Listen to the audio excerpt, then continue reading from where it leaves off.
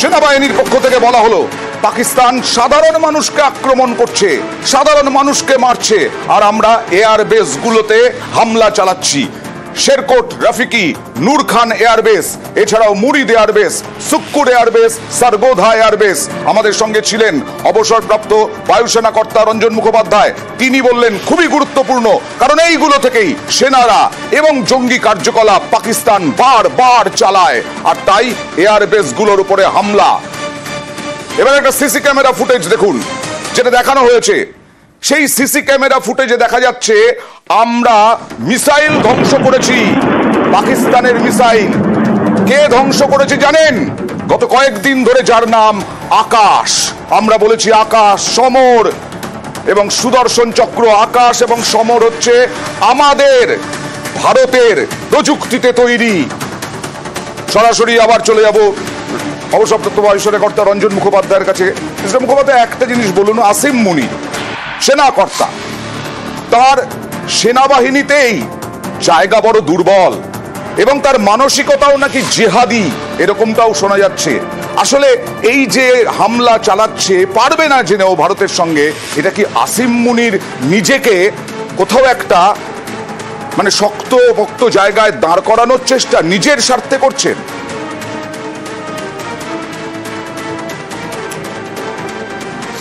এটা অয়ন, আপনাকে আমি এটা বলবো, এই ব্যাপারটা একটু ভালোভাবে বুঝতে হবে।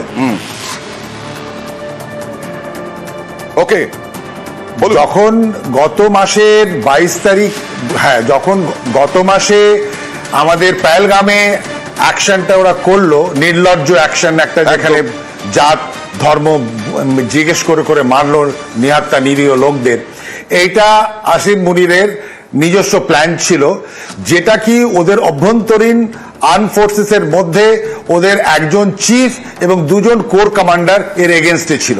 ও বলেছিল আসিম মুনিরকে এটার কোনো দরকার নেই। তার আগের একটু ইতিহাস, যখন আসিম মুনির আইএসআই এর চিফ ছিল পাকিস্তানের, তখন কয়েকটা রং ডিসিশন নেওয়ার জন্য ওকে সাইডলাইন করে দেওয়া হয়েছিল, আইএসআই চিফ থেকে হাঁটিয়ে দেওয়া হয়েছিল।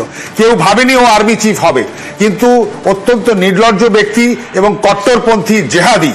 এবং সেখানে আমাদের আরেকটি জিনিস জানতে হবে, পাকিস্তানে যতগুলো ওখানে মোল্লারা আছে তারা সব মেজরিটি হচ্ছে দেওবন্দি। দেওবন্দের ইতিহাস পাকিস্তানের ইতিহাস থেকে পুরনো 150 বছরের, এবং সেখানে এখনো ওদের অনেক কথা চলে। তো আসিম মুনির এই দেওবন্দীদের প্ররোচনায়, দেওবন্দীদের সাহায্যে আবার আর্মি চিফ হয়ে গেল। কিন্তু যেহেতু জেহাদি মনোবৃত্তির, ওকে নিজেদের আর্ম ফোর্সেসের মধ্যেই অনেকে পছন্দ করে না, ঠিক তাই ওর অপোজিশন ছিল। এখনকার বিষয়টা হচ্ছে যে আমার যে বিশ্বস্ত সূত্রে ওখান থেকে অন্য জায়গা থেকে খবর, যে ও নিজে পাকিস্তানের মধ্যে সাইডলাইন হয়ে গেছে এবং অ্যাকচুয়াল পুরো অপারেশনসটা এখন চালাচ্ছেন মিস্টার মির্জা।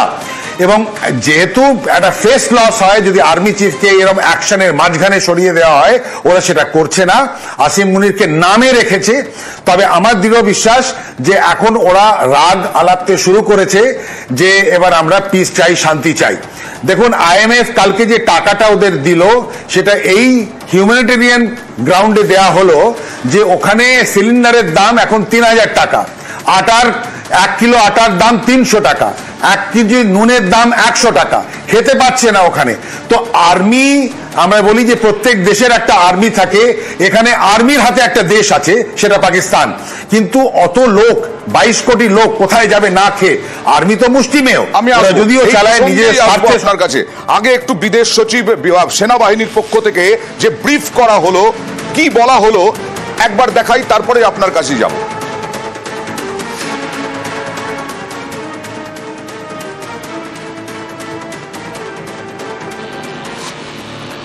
पाकिस्तान द्वारा सैन्य ठिकानों को जानबूझकर निशाना बनाने के पश्चात भारतीय सशस्त्र बलों ने त्वरित व सुनियोजित जवाबी हमले किए। Technical installation, command and control centres, radar sites और हथियार भंडार को चुनकर निशाना बनाया गया। रफीकी, मुरीद, चकलाला, रहमियार खान, सुकूर और चुनिया स्थित पाक के सैन्य ठिकानों पर एयर लॉन्च सटीक हथियारों व लड़ाकू जेट से प्रहार किए गए।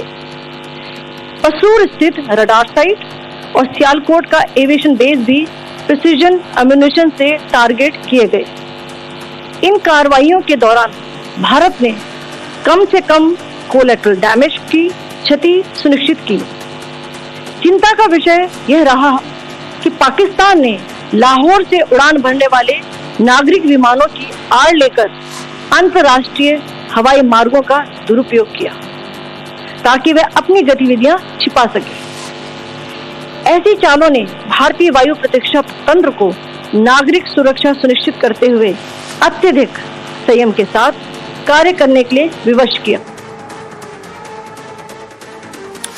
আমি মিস্টার মুখোপাধ্যায় আপনার কাছে যাব। সত্যি আপনি বললেন যে পরে যাব আবার, নিশ্চয়ই আমাদের সঙ্গে কানেকশন বোধহয় নেই, কিন্তু এই যে আইএমএফ এর কাছ থেকে যে পয়সা পেল, টাকা পেল, ভারতের প্রথম প্রশ্ন তো যে আসলে ওই টাকা তারা কি সাধারণ মানুষের জন্য খরচ করবে? তারা কি সাধারণ মানুষের জন্য কোনো কিছু ভাবে? 3000 টাকা একটা সিলিন্ডারের দাম, 800 টাকা 1 কেজি আটার দাম, তারা কি সেই কাজে ব্যবহার করবে? নাকি এই এয়ারবেস গুলো, জঙ্গি ঘাঁটিগুলো যেগুলো আমরা ধ্বংস করেছি সেগুলো আবার নতুন করে তৈরি করা, জঙ্গিদেরকে আর্থিক দিক থেকে সাহায্য করার জন্য বারবার ভারত এইখানেই আপত্তি জানিয়েছে।